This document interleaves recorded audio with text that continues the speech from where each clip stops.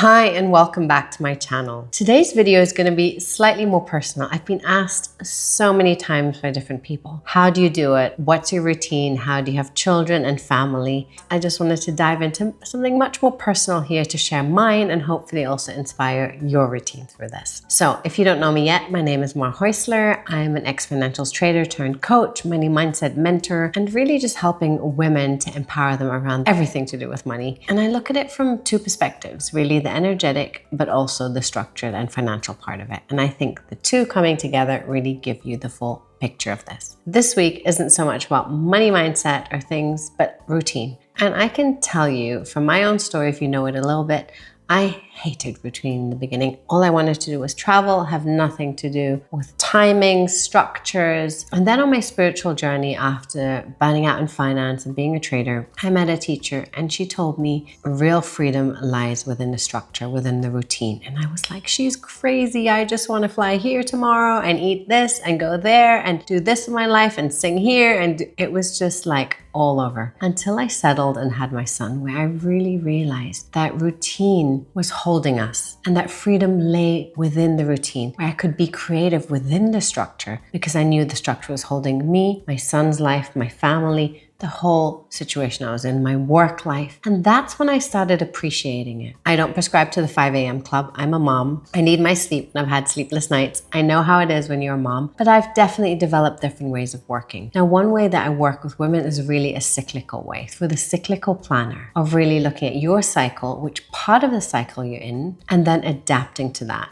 And really, we have 4 different phases. I call it the reflective, when we're bleeding, when we're really in the inwards, receiving messages, the dynamic, when we're starting to plan, putting structures into place, the expressive, when you're ovulating, your egg magic is happening, and then the creative, which I really think is the PMS phase that's completely labeled wrongly, because if we know how to channel that energy, we can really get creative with it. Now, that is my monthly structure that I work with, and I really inspire so many women around this to build their lives and their businesses around it. That's not what I wanted to dive into today, even though I've gotten inspired to do another video, so I'll share it very soon. But my daily routine is what really anchors me in the day-to-day life. And I would say to you that I need to start the day with calm. Now, it's not that my routine is going to be the best one for you, not at all. I hope that mine inspires you to find yours. I had a spiritual teacher who always said to us, what is your phone out of the matrix? What is your thing that pulls you out? And that's what you need to find for you. For some, it's meditation, yoga,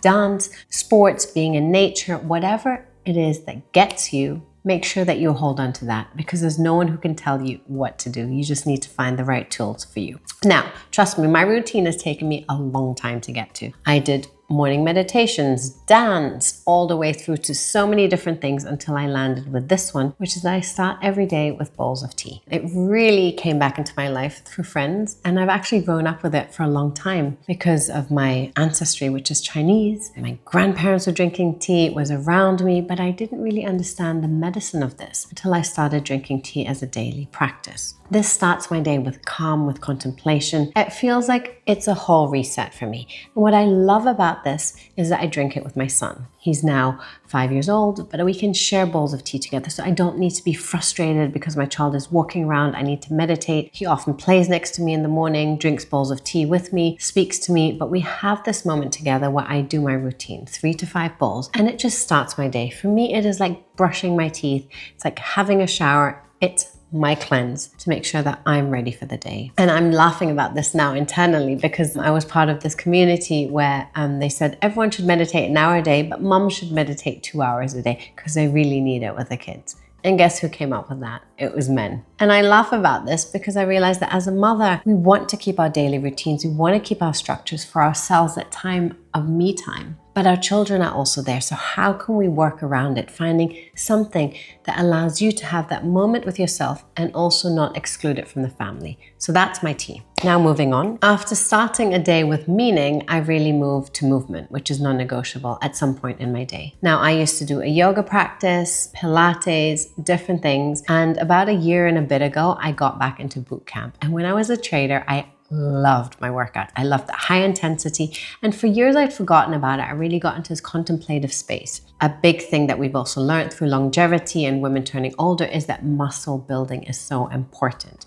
So that kind of played into the whole role. But I got into boot camp, 10 minutes treadmill, 10 minutes weights, 10 minutes treadmill, 10 minutes weights. And I love it. So that's really been a part of my life. And that's completely started balancing me from the contemplative, meditative space to getting into my body and feeling those boundaries. The more I could push the boundaries in my body, the more I could push them in my mind as well. And that was something I really reconnected back to recently in the last years to really find my inner strength. Not only the meditative and contemplative one, but also the physical one. I can see my body really built up. Firstly, my body strength, but also my endurance. And that was incredible because it's only through sprinting that we can really push that level. So I could see my capacity in my body increasing, which also allowed my capacity in work life to increase, which was really incredible to witness in my situation. Everyone has a different thing. Some people hate the gym and want to be outdoors. Maybe it's tennis for you, cycling, running, whatever it is, but find your thing that gets your body moving, like pumping that blood through your system in one way or the other to refresh your physical body. Another key one for me is focus work time.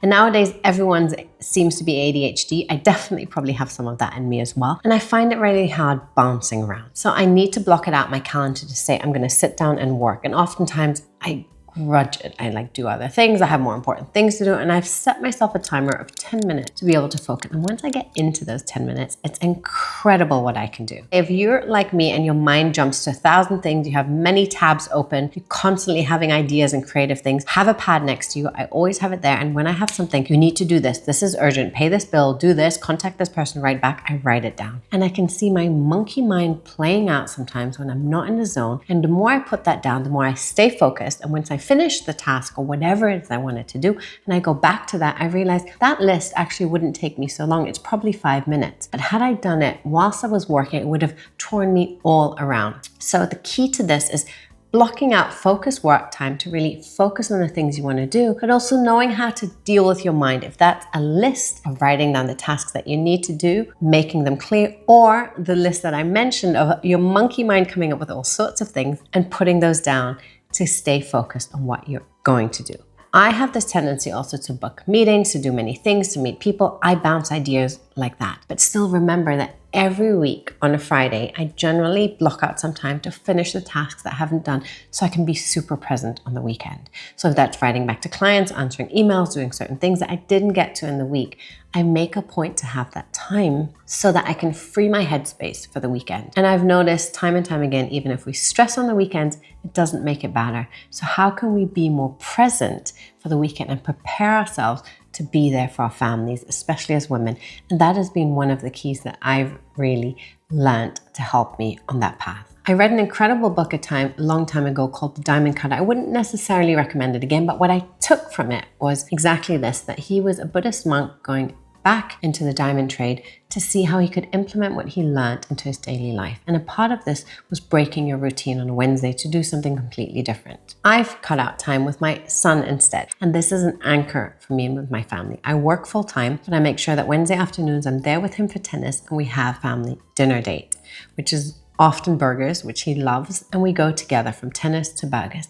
And that has become such an anchor in our week where our family regroups midweek. We really get this time together. Even though we eat dinner most nights together, we do have events or different things going on. Wednesdays have become non-negotiable for me. I will not go to an event, even if it's a super important person, whatever it is on a Wednesday, because it is so key for me to be there with my son. Hiatus. If there is something really important, I will put him to bed and then go out later. Not only does it foster our relationship and our care, but it also fills my cup. To be with my son, to experience life with him in that way, to feel full, to then finish the week and know that we're going to be together on the weekend again. I can really give my full self to him during that time, but also to my work when it's needed. And then it's weekly nourishing time for me.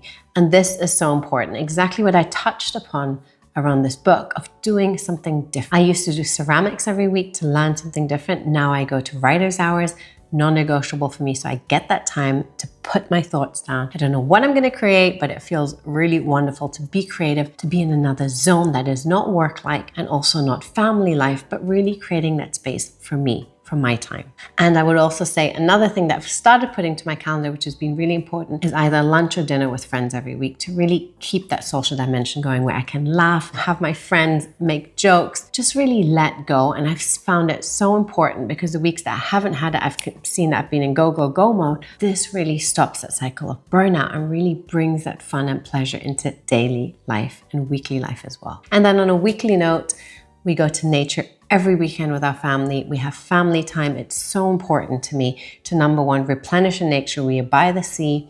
And number two, also be with family. I know that every schedule is different. Every life is different. Everyone has different support. I can definitely say that my support system is there, and I'm uber grateful to the people that are around me to help me really make my business happen, but also help me with our family life to really make sure everything's in the right place. Your life is completely different. Your routine is different. Your structure is different. What I want to inspire through this video is for you to find those things that nourish you, the time for you alone, the focus work time, but also the family moments and friend moments that really bring that balance into life, that allow your life to be regenerative versus burnout and goal orientation, which can often lead to us being overwhelmed, stressed. Trust me, I've gone through so many of these cycles where I go, go, go, go, go, and then get sick and go, go, go, go, go again.